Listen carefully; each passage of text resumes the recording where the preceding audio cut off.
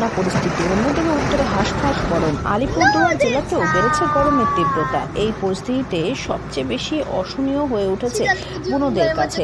তারা চাইছে একটু শান্তির খোঁজ। গরম থেকে বাঁচতে একটু জলের খোঁজ করতে দেখা গেল এক বুনো হাতিকে। পোড়ো নদীতে জল খেতে এবং স্নান করতে দেখা গেল সেই বুনো হাতিটিকে।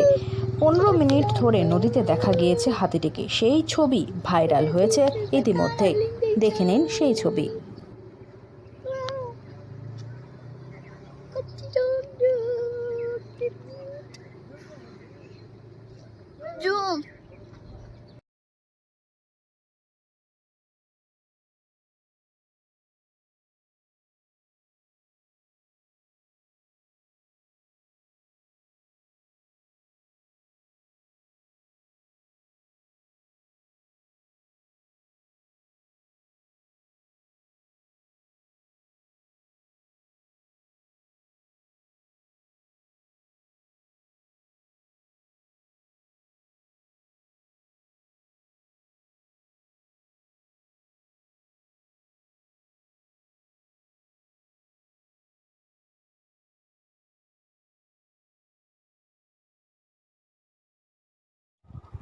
আলিপুরদুয়ার থেকে অনন্যা দের রিপোর্ট, লোকাল 18 বাংলা।